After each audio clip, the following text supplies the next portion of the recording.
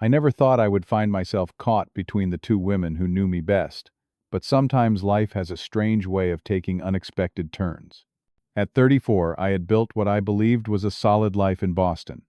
A successful career as a software engineer, a beautiful home, and a marriage to Amanda that had once been the envy of our friends. That was until my wife decided to team up with my childhood bully, who also happened to be my sister Natalie, to fix what they perceived as problems in our relationship. I should have seen the warning signs when they started meeting for coffee, but I trusted Amanda. That trust would eventually be shattered in ways I never imagined possible. If you have ever had someone try to fix you without your consent, let me know where you are watching from, and hit that like button. Buckle up, because this story shows exactly why good intentions can cause more damage than healing. I met Amanda 5 years ago at a tech conference in San Francisco. I was presenting a new software platform I had developed, and she was there representing her marketing firm. Our eyes locked across the crowded reception hall, and by the end of the night we had exchanged numbers. What followed was a whirlwind romance that surprised even me, someone who had always been cautious about relationships. Amanda was everything I had ever wanted: intelligent, kind, ambitious, and she had this laugh that could light up an entire room. 3 months after we started dating, I proposed during a weekend trip to Cape Cod. 6 months later, we were married in a beautiful ceremony at her parents' vineyard in Napa Valley.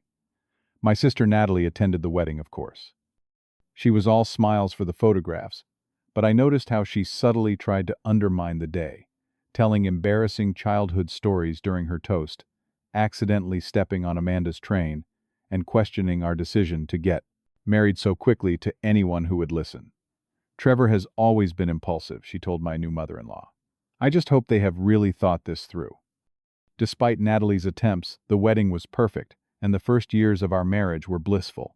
Amanda and I settled into our brownstone in Boston, adopted a golden retriever named Cooper, and fell into a comfortable routine. We would cook elaborate dinners together on weekends, take Cooper for long walks along the Charles River, and spend lazy Sundays reading the newspaper and planning our future. Things started to change about 2 years ago. I was offered a promotion at work, lead architect for a major new project that would revolutionize how our clients manage their data security. It was the opportunity of a lifetime, but it came with 60-hour work weeks, constant pressure, and less time at home. Amanda was supportive at first. She would leave little notes in my lunch bag and wait up for me no matter how late I came home. But as weeks turned into months, her patience began to wear thin. Date nights were canceled, our planned vacation to Hawaii was postponed twice, and our conversations grew shorter and tenser. "I feel like I am living with a ghost," she said one night, after I missed dinner with her parents. "You are either physically absent or mentally somewhere else when you are here." I promised things would get better once the project launched, but in truth I was so caught up in work that I failed to see how serious our problems had become. I dismissed her concerns, assuming she was being dramatic. After all, this was temporary and the payoff would be worth it. I was building our future, or so I told myself. My relationship with my sister Natalie had always been complicated. Growing up in our suburban Massachusetts home, Natalie, 4 years, my senior, had made it her mission to remind me daily of my place in the family hierarchy, firmly below her. The bullying started small, hiding my toys, calling me names, telling me I was adopted. But as we got older, it evolved into something more insidious. Natalie would read my journal and share embarrassing excerpts with her friends. She would wait until I brought home good grades, and then convince our parents I had cheated. If I made the soccer team, she would tell everyone it was only because the coach felt sorry for me. "Do not be so sensitive, Trevor," my mother would say whenever I complained. "She is just being a big sister. That is how siblings are." My father was no better. "You need to toughen up, son. The world is much harsher than your sister." By the time I reached high school, I had learned to keep my accomplishments quiet and my personal life private. I excelled academically and found sanctuary in computer programming, spending hours in the school computer lab, where Natalie would not bother me. When I got accepted to MIT with a partial scholarship, Natalie was the first to suggest I had only gotten in because of affirmative action for nerds. As adults, we maintained a strained relationship at best. We would see each other at family gatherings, exchange birthday and Christmas gifts, and make small talk about work and weather. I kept firm boundaries, never sharing anything too personal or important with her. It was easier that way. So when Amanda told me she had reached out to Natalie for advice about our marriage, I felt a cold knot of dread form in my stomach. "Why would you talk to Natalie of all people?" I asked, trying to keep my voice level. Amanda looked surprised by my reaction. "She is your sister Trevor. She knows you better than almost anyone."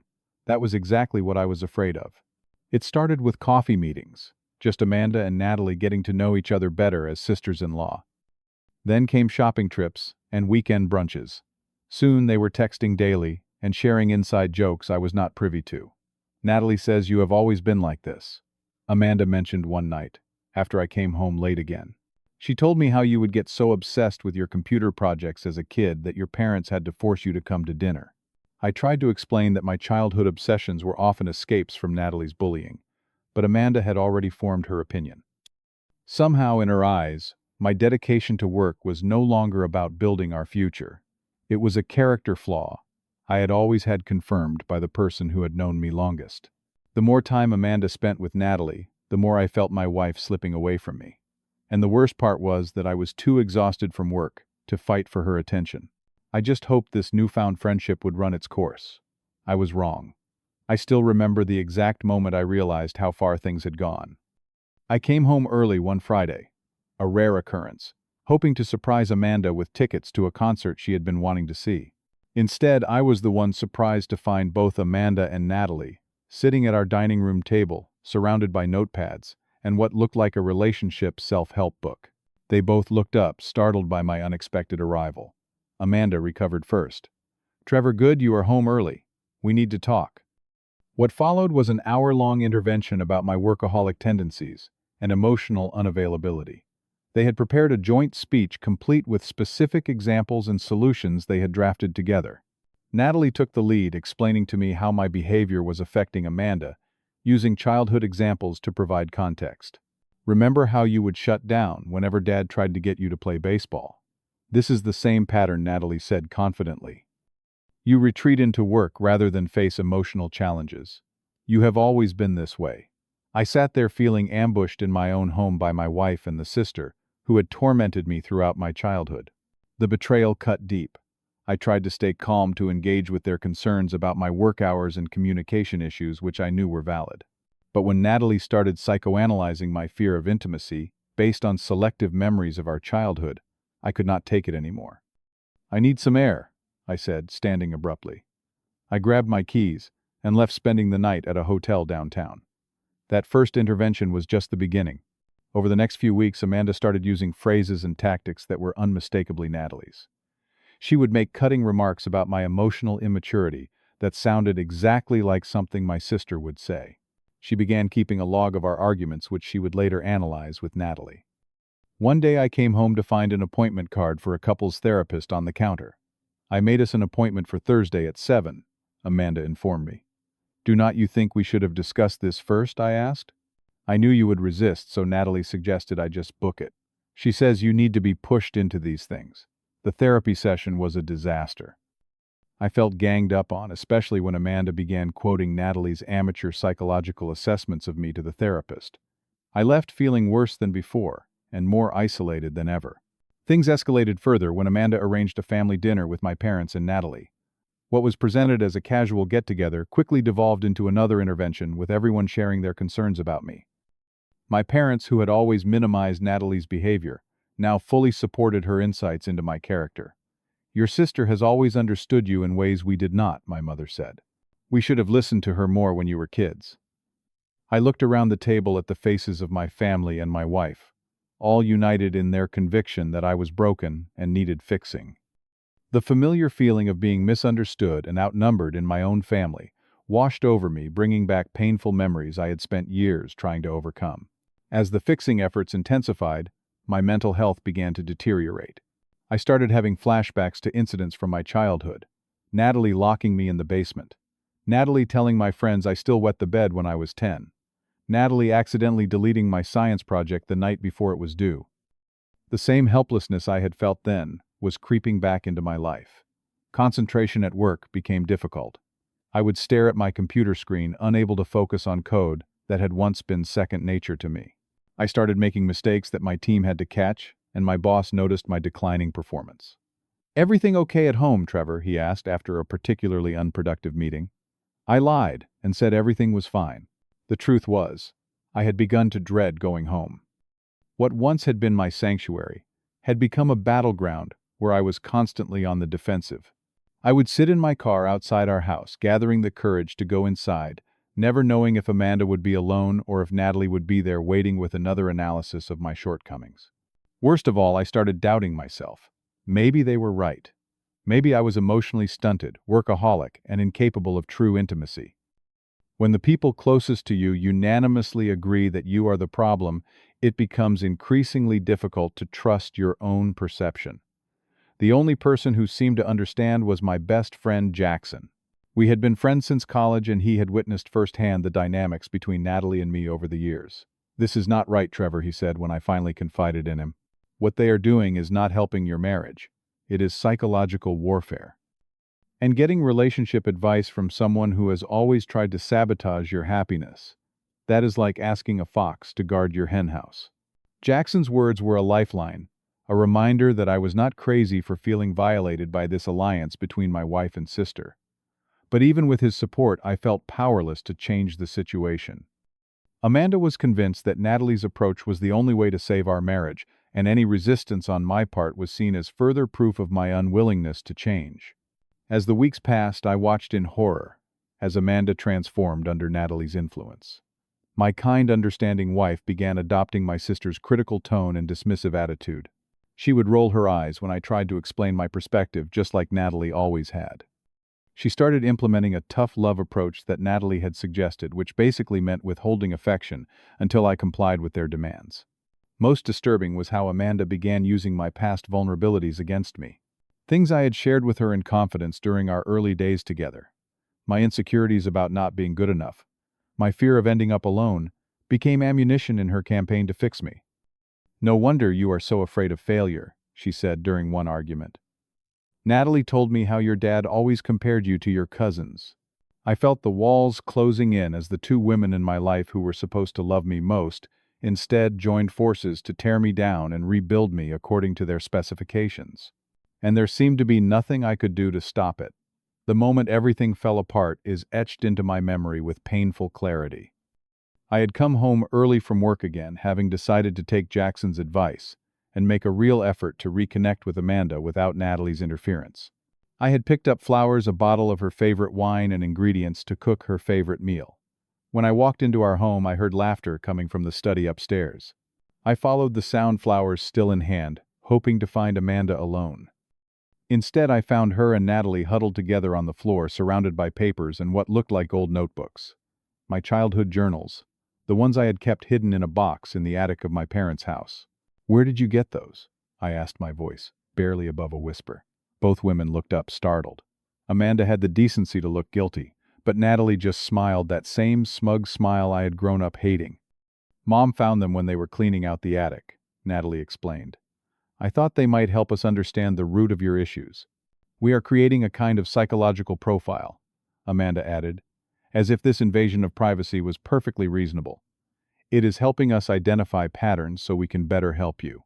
I stood frozen in the doorway, unable to process what I was seeing.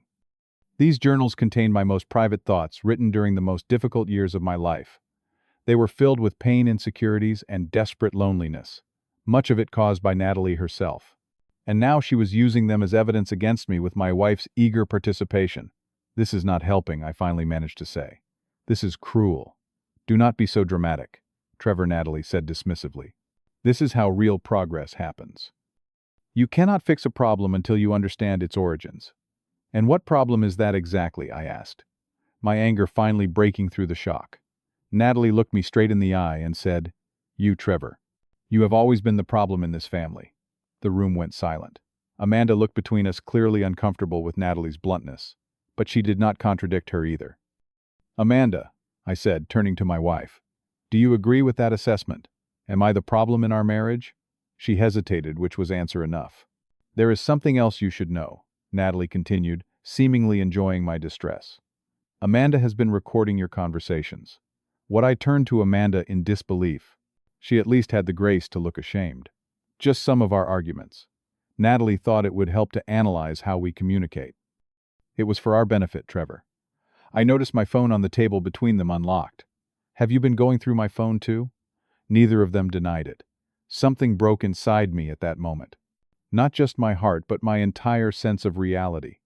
The woman I had loved and trusted, and the sister who had tormented me my entire life had united to dissect me like a lab specimen. They had violated every boundary, betrayed every trust, all under the guise of helping me. I dropped the flowers on the floor, turned around, and walked out. Amanda called after me, but I could not bear to hear her voice. I drove straight to a hotel, checked in, and then did something I had never done before. I called in sick to work for an entire week. The days that followed were among the darkest of my life. Amanda's texts alternated between angry accusations that I was running away from our problems and tearful apologies that never quite acknowledged the true violation. Natalie, meanwhile, had apparently told our parents and extended family her version of events, that I had overreacted to their well-intentioned help and abandoned my wife. I felt utterly alone and betrayed. The foundations of my life, my marriage, my family relationships, even my sense of self, had all been shaken. I could not eat, could not sleep, could barely function. I just lay in my hotel room, replaying years of interactions with both Amanda and Natalie, wondering how I had missed the signs, how I had allowed myself to be so vulnerable. Jackson came to check on me after 3 days of radio silence. He brought food and listened as I poured out everything that had happened. When I finished, he was quiet for a long moment. "Something does not add up," he finally said. "The Amanda you married would never do this. I have known her for years too, remember? She was always kind, respectful of boundaries. This is not her. People change," I said bitterly. "Or they are influenced," Jackson countered. "I want to look into something. Will you trust me on this?" I had nothing left to lose, so I agreed. 2 days later, Jackson returned with information that changed everything.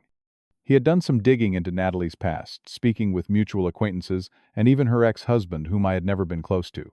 What he discovered was a pattern of manipulative behavior that extended far beyond her treatment of me. Natalie's marriage had ended 3 years ago after her husband discovered she had been systematically isolating him from his friends and family, convincing him they were all against him. She had done similar things to close friends, creating conflicts, and then positioning herself as the mediator and savior.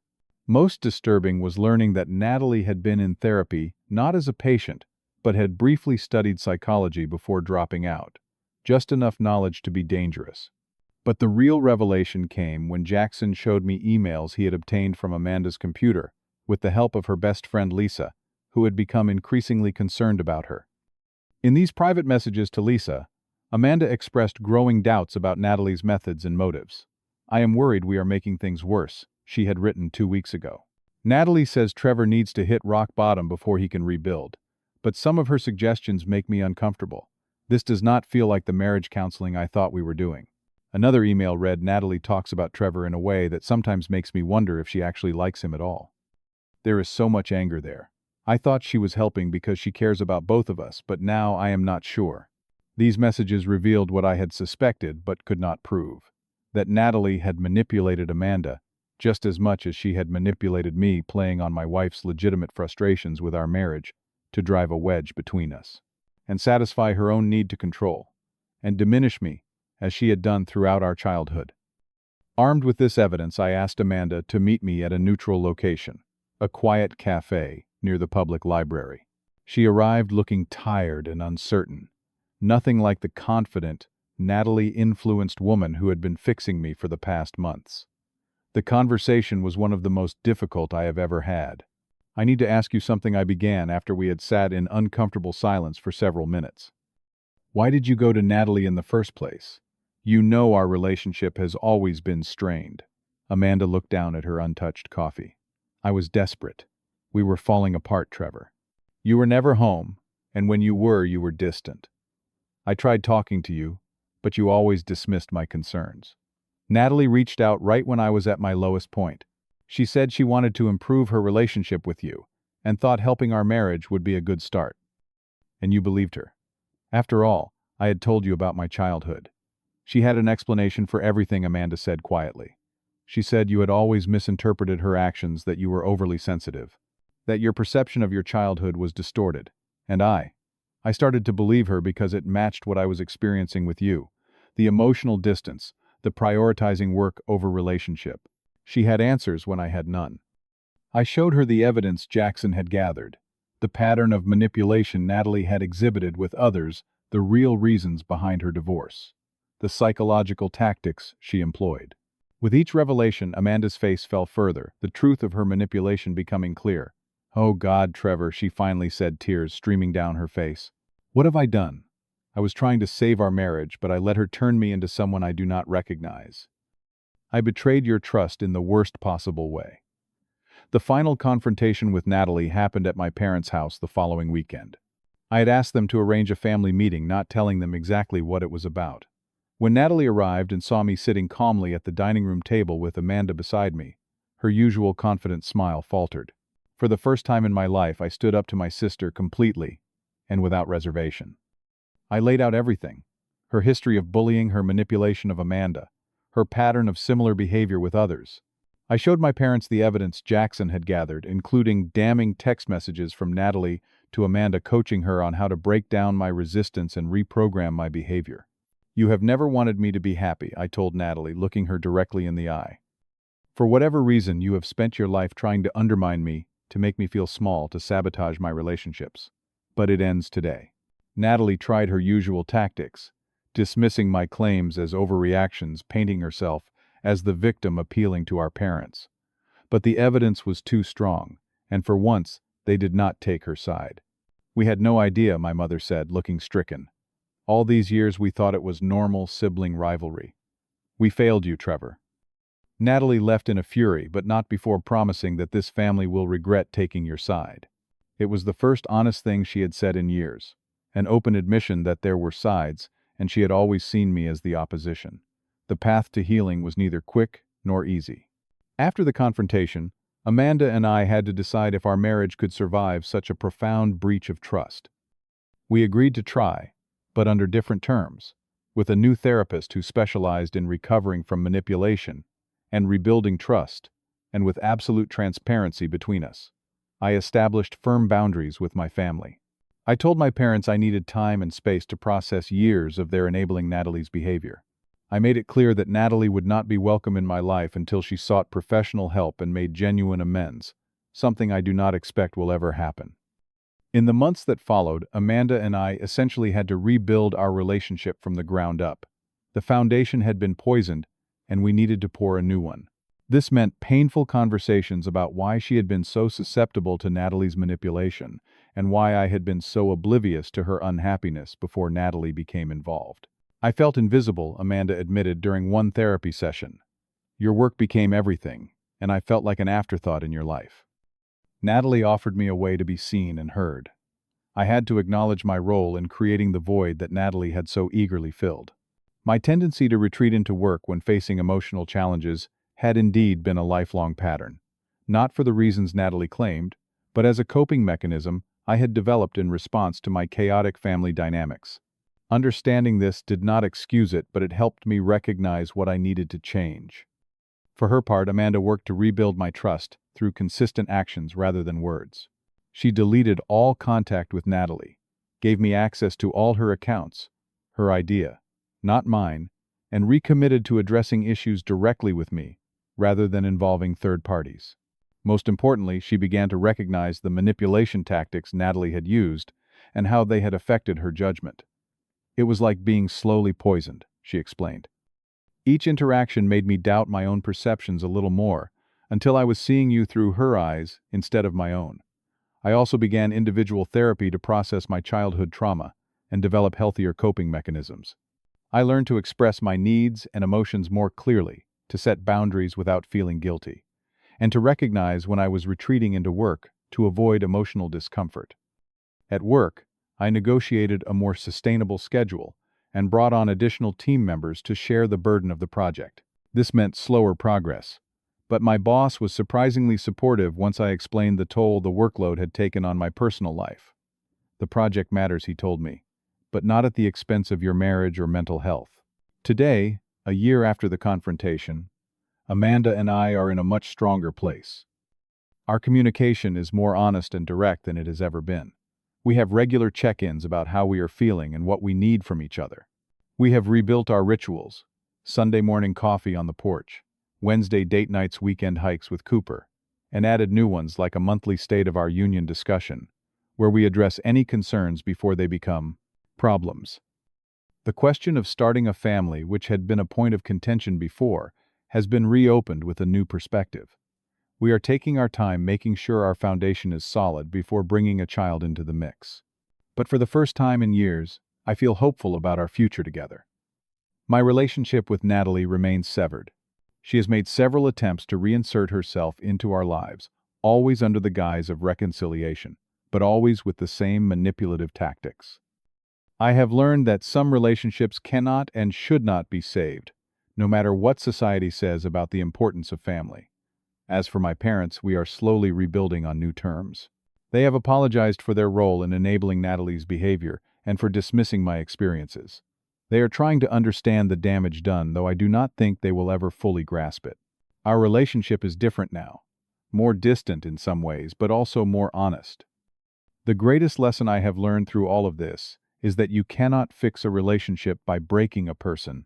Real healing comes from mutual respect, honest communication, and a willingness to grow together, not from one person trying to mold the other into their ideal.